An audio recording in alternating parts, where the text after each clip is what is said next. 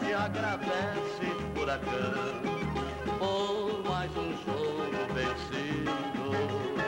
Era como um time que movimenta uma comunidade, que se torna lazer.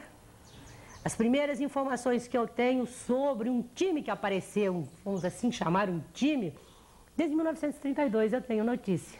Passo Bormo Futebol Clube. Assim, ter alguma coisa no domingo que não tinha nada em Chapecó. Era simplesmente futebol amador, mas queria algo mais. Queria um time profissional para representar Chapecó no estadual. E aí foi então que se uniu esses desportistas, que eu acho hoje, como eu vou dizer, benegados do futebol. Aí tentaram fazer uma reuniãozinha e assim surgiu a Chapecoense. Quando a Chapecoense foi criada, fundada em 1973, fazia o quê? Uns 5, 6 anos que não existia mais clube de futebol em Chapecó. Ou melhor dizendo, o Esporte Clube Chapecó, o antigo Chapecó e o Independente já tinham cumprido seu papel dentro do espaço.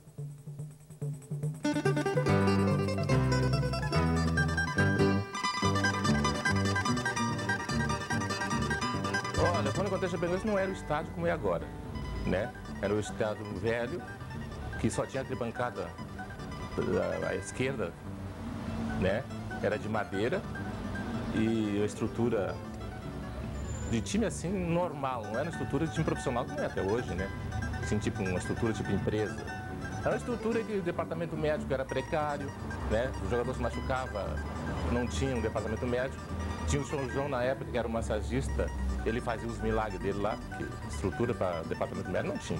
Muita dificuldade nós tivemos porque nós tínhamos o tal de balão mágico, que era um ônibus, era todo furado, a lataria toda furada, onde nós tínhamos muitas e muitas vezes um herói, que para mim é um herói, que eu tenho um sentimento grande desta pessoa hoje está enferma e não foi reconhecido por os antigos e nem por os atuais diretores agora.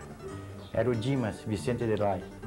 Ele era o próprio diretor e era o motorista. Porque aquele ônibus fazia mágica.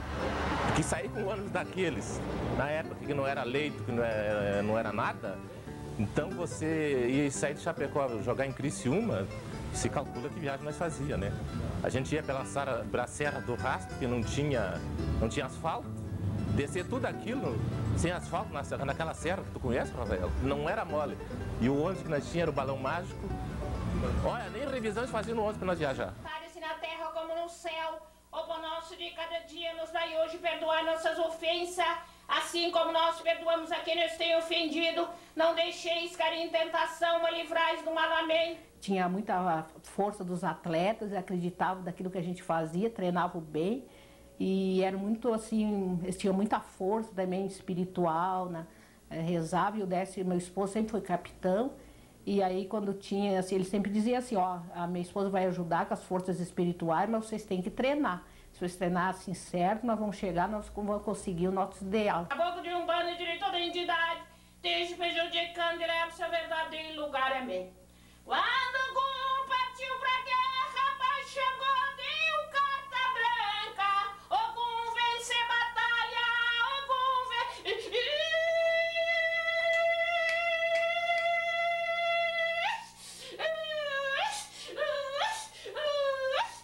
Um time que era jogadores que estava chegando desconhecido.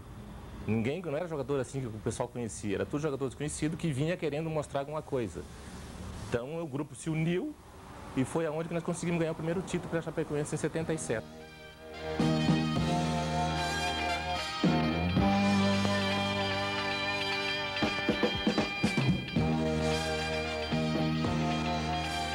Em 77, quando a Chapecoense conquistou o seu primeiro título, na época que o presidente era o Arthur Badalotti, o técnico era o Edgar Ferreira, a Chapecoense contava com grandes jogadores como Janga, como Sérgio Santos, como Décio, Valdir, Vilcinho, enfim, era uma grande equipe, foi o primeiro título da Chapecoense, ficou na história do clube. O treinador era o Edgar Ferreira, marcava o treino às 6 horas da manhã. 6 horas da manhã nós estávamos lá correndo, já estava correndo 6 da manhã, nós estávamos fazendo maratona. Então era uma maratona na rua, não era uma maratona que... Hoje o jogador treina muito só dentro do campo. Nós treinava muito fora do estádio. Nós treinava, por exemplo, nós saía do estádio, nós ia até o trevo na saída que ia para Xaxim.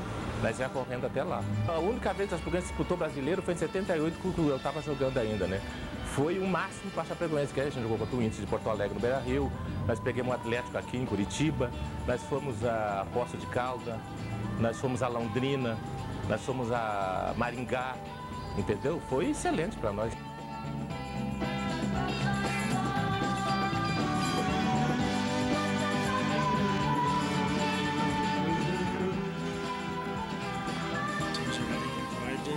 E o Concórdia, na verdade, o símbolo deles era o galo, né? E eu, aquele dia, até era o Luiz Orlando o juiz, e o primeiro tempo tinha acabado o primeiro tempo, nós estávamos retornando para o segundo tempo e não começava o jogo de jeito nenhum. E eu era o capitão da equipe. E eu fui e falei pro Luiz Orlando que vai começar o jogo, né? E ele falou assim, como é que eu vou começar o jogo se tem um galo no campo? Aí eu olhei e tinha um galo mesmo, peguei a bola e fui em cima do galo, fui lá e chutei a bola em cima do galo. Então acredita que o Luiz Orlando me deu cartão amarelo por causa daquele lance. A Chapecoense estava jogando aí com o Joaçaba e tinha um goleiro que estava com a minha família no campo, eu, minha mulher e meus 3 filhos. E eu tinha saído de um churrasco e tinha tomado umas e outras e fui assistir o jogo. E o juiz está deixando o jogo muito solto e o goleiro, o atacante Ramon nosso da Chapecoense, que era de Palmitos, ele era um rapaz que tinha pouco fôlego, não tinha um fôlego muito forte, e o goleiro ele atacou e o goleiro saiu do gol e veio e deu uma no estômago dele. Eu não me contive, me emocionei, me empolguei, pulei o alambrado, era à noite, e eu fui correndo, e a torcida dizia no estádio, não vai, não vai, e o eco vinha, vai, vai, e eu fui. Quando eu cheguei perto, fui me aproximando do goleiro, lá de cima do pavilhão, o goleiro tinha um tamanho pequeno. Quando eu fui chegando próximo dele, ele foi crescendo, crescendo, crescendo. Quando vi, era um guarda-louça. Só que eu cheguei na hora e digo, não me interessa quem for, eu levei o braço nele. E ele pegou, me deu uma. A sorte que eu resbalei, senão ele tinha me colocado os olhos para trás da cabeça. A decisão de 96 com o Joinville, depois daquela polêmica de que o Joinville veio para cá, não quis jogar, aí onde que a federação determinou o jogo, em dezembro, mais ou menos, se não me engano, acho que foi no dia 13 de dezembro, aí a federação marcou o jogo nosso. Aí veio o pessoal do Joinville, quando nós entramos em campo, eu fui em cima do centroavante, o Marcos Paulo, que era o artilheiro do campeonato, e tinha saído uma manchete que ele já estaria vendido para a Itália. Aí eu peguei e fui em cima dele e eu falei assim, tá, tu tá vendido para a Itália? Daí ele bem, mas não, tô vendo esse negócio aí, mas tu vai com gesso, porque hoje eu vou te dar. Aí ele pegou e eu no jogo eu dava mesmo, não queria saber, porque ali nós estávamos decidindo um campeonato e nós estávamos representando uma comunidade de Chapecó. Então eu falei para eles ainda que nós ia ganhar o jogo, independente se nós ganhasse ou perdesse, eles iam apanhar aquele dia.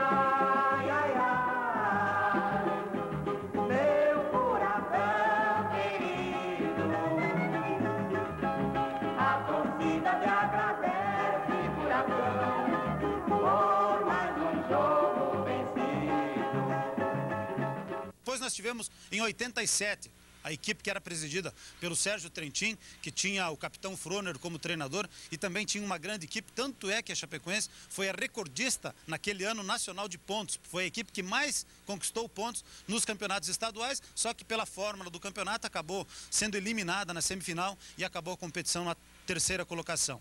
E o terceiro time que eu destacaria seria o time de 95, que para mim foi um dos melhores times também que a Chapecoense teve, quando o Nilo Trezio era presidente, o Vicente Arenari era o técnico. Em março de 95, onde eu não estava sendo aproveitado na Portuguesa de São Paulo, e recebi o comunicado da diretoria que tinha uma equipe catarinense interessada no meu futebol, e essa equipe era a Chapecoense, né?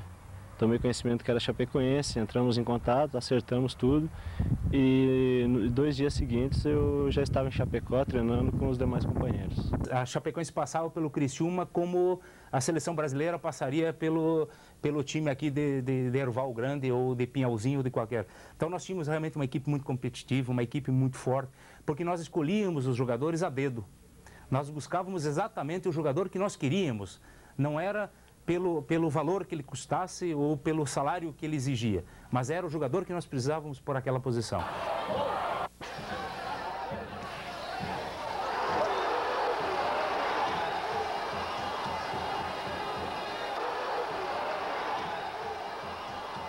E aquele dia nós já sabíamos na véspera antes que nós íamos perder o título. E isso houve envolvimentos financeiros, houve envolvimentos de dinheiro, houve interesses por parte da Federação Catarinense, houve interesse por parte da mídia a nível estadual de que a Chapecoense não ficasse campeã. Mesmo depois de toda aquela campanha, depois de toda aquela movimentação, foram nada mais, nada menos que 22 ônibus totalmente lotados a Criciúma, coisa que vai ficar para a história. Eu duvido e realmente tenho minhas dúvidas de que isso vai se repetir.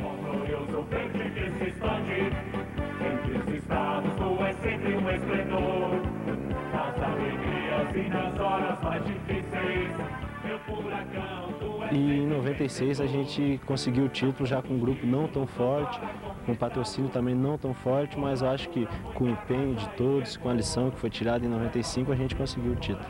Podemos ter falhado por não estarmos preparados para essa busca que foi muito rápida, uma ascensão muito rápida da Associação Chapecoense de Futebol, mas depois com mais calma, com mais tranquilidade, com os pés no chão, em 96 sim, aí nós conquistamos o título catarinense.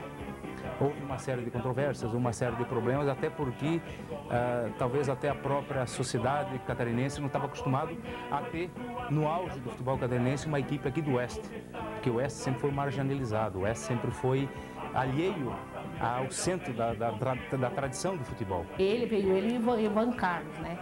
Que ele não tinha assim, muita experiência, assim, sabia como era esse trabalho. E aí eu disse assim, não, vocês querem ir, eu vou lá e dou uma força. Daí eu fui de noite lá no vestiário, fiz proteção, tudo, porque tinha uma partida aqui.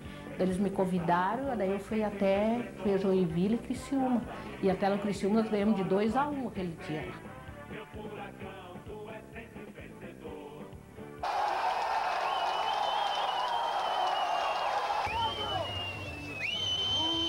A gente gosta, em primeiro lugar, do time da Chapecoense, e é o único time profissional que tem Chapecó hoje, né?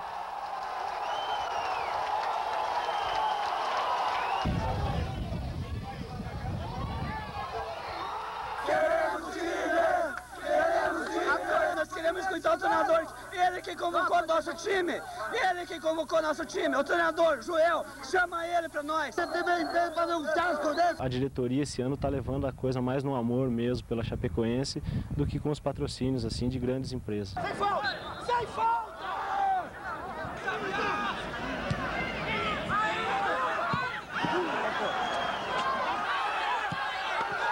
Uma que você tem que ter apoio dos empresários. O Chapecoense não... Resumindo, a Chapecoense só tem as camisas. Estou certo ou estou errado? Não tem uma estrutura de um departamento médico, não tem uma estrutura, por exemplo, para começar um trabalho de base. Não que eu queira desprezar, menosprezar a equipe que está aí hoje. Muito boa, bem comandada, bom treinador, bons jogadores. Mas alguma coisa está faltando, que seria, no caso, financeiro. A Chapecoense é uma empresa que quebrou. A Chapecoense tem uma dívida impagável.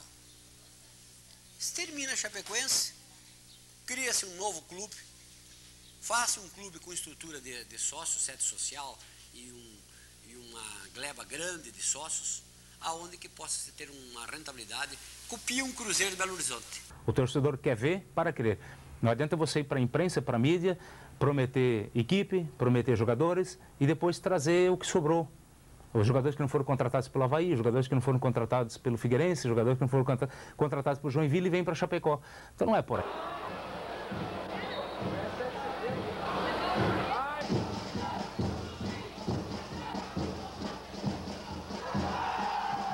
O Barueri que eu quando fui presidente, eu contratei o Paulinho, ele jogou em Chapecó e voltou. Com os anos voltou para Chapecó.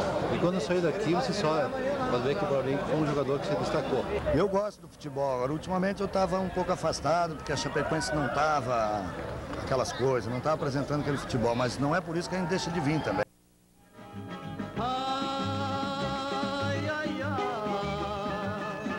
meu furacão querido, a torcida te agradece, furacão.